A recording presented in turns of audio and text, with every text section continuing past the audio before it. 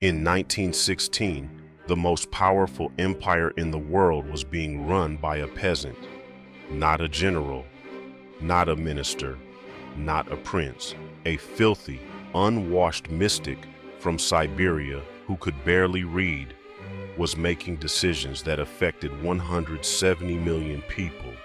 How does a man like that get inside the most powerful palace in the world? Simple. He found the one thing that no amount of power can protect you from: fear. Grigory Yefimovich Rasputin was born in 1869 in Pokrovskoye, a tiny village in Siberia so remote it barely existed on any map. His father was a peasant farmer. His family had nothing. His education was almost zero. As a young man, he was known for drinking, fighting, and stealing horses. Not exactly the profile of a man destined to shape history, but sometime in his 20s, something changed. He went on a pilgrimage, walked hundreds of miles to a monastery, came back claiming he had seen visions, that God had spoken to him, that he had a gift. And here is where the psychology begins, because whether or not Rasputin actually believed this, the people around him did, and that was enough. Psychologists studying charismatic leaders identify a specific pattern, what they call the prophet archetype. A person from nothing, a dramatic transformation story, claims of special divine connection, intense eye contact and physical presence, the ability to make each person feel individually chosen and seen. Rasputin had every single one of these. He didn't learn them. He discovered them instinctively, which made him far more dangerous than someone who studied manipulation. By 1903, Rasputin had made his way to St. Petersburg, the capital of Imperial Russia. He arrived with nothing, no money, no connections, no title, but he had something that the aristocracy of one of the world's most powerful empires desperately wanted. He seemed to have power over pain. People who met him reported feeling calmer, feeling seen, feeling healed. The Russian aristocracy, bored and spiritually empty behind their gilded walls, was fascinated. And then he got his introduction to the one family that would define his legacy: the Romanovs, Tsar Nicholas II, Tsarina Alexandra, and their son Alexei, the heir to the throne, who was dying. Alexei Romanov had hemophilia, a condition where the blood cannot clot. A small cut could kill him. Internal bleeding could last for days, excruciatingly painful, potentially fatal, and completely untreatable by the medicine of 1905. His mother Alexandra watched her son suffer in agony and felt completely helpless. The best doctors in Russia could do nothing. Then Rasputin was brought to the palace, and the bleeding stopped. What actually happened in that room is one of history's most debated questions. Some historians believe Rasputin used hypnosis, reducing Alexei's anxiety, which in turn reduced his blood pressure and slowed the bleeding. Others believe he simply told Alexandra to stop giving Alexei aspirin, which thins the blood, and the improvement was the result. But here is what matters psychologically. It doesn't matter what Rasputin actually did. What matters is what Alexandra believed. She believed he saved her son, and from that moment, he owned her completely. With Alexandra's absolute trust, Rasputin's power grew beyond anything a Siberian peasant should have been able to imagine. Ministers who displeased him were removed. Appointments to the highest offices in Russia were made based on his recommendations. Military decisions during World War I were influenced by his advice. Advice he claimed came directly from God. The aristocracy was horrified. The army was disgusted. The government was paralyzed. And Nicholas, the man who was supposed to be the absolute ruler of Russia, watched it all happen and did nothing because his wife believed, and he loved his wife, and they both loved their son.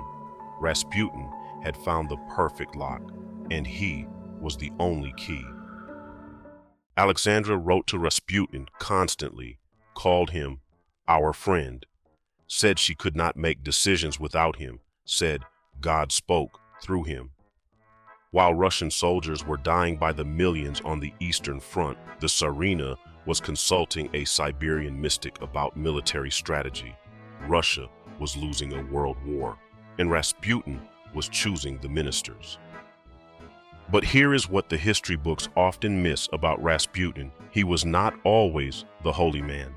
Away from the palace, he drank heavily. He visited prostitutes. He bragged about his influence over the Tsarina to anyone who would listen. He was, by many accounts, a complete fraud. And yet, with Alexei, he was different, genuinely tender, genuinely caring. The boy adored him, which brings us to the most disturbing psychological question about Rasputin. Was he a cynical manipulator who found the perfect opportunity? Or was he a genuine believer who also happened to be deeply flawed and deeply corrupt? The answer is probably both. This is what makes Rasputin different from Holmes and Madoff. Holmes deceived herself. Madoff deceived everyone else. Rasputin may have done both simultaneously. Psychologists call this compartmentalized identity, the ability to genuinely inhabit two completely contradictory versions of yourself without experiencing cognitive dissonance.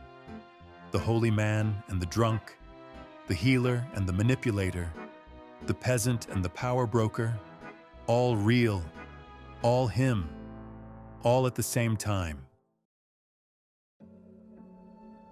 By December 1916, a group of Russian nobles had decided Rasputin had to die. Prince Felix Yusupov, one of the wealthiest men in Russia, invited Rasputin to his palace under the pretense of meeting his wife. They fed him cakes laced with cyanide. He ate them all. Nothing happened. They gave him wine laced with cyanide. He drank it. Nothing happened. Yusupov shot him in the chest. He fell. They left the room. When Yusupov returned, Rasputin grabbed him by the throat. They shot him 3 more times, beat him, wrapped him in a carpet, and threw him through the ice into the Neva River. The autopsy showed water in his lungs. Rasputin was still alive when they threw him in. Rasputin died in December 1916. 3 months later, the Russian Revolution began.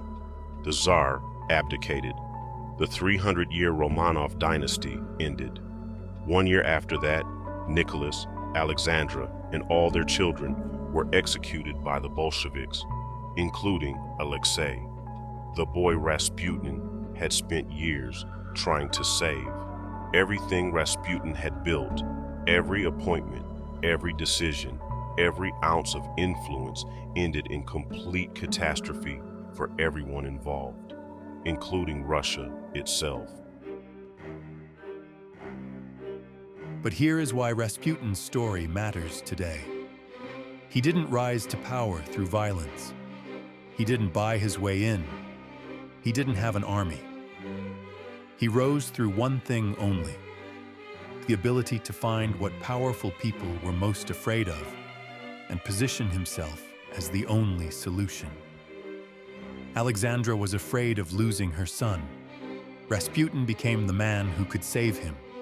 This is the oldest manipulation in human history. Find the fear, become the answer. And it works just as well today as it did in 1905. The question is not, was Rasputin unique? The question is, who around you right now knows what you are afraid of and is positioning themselves as the only solution?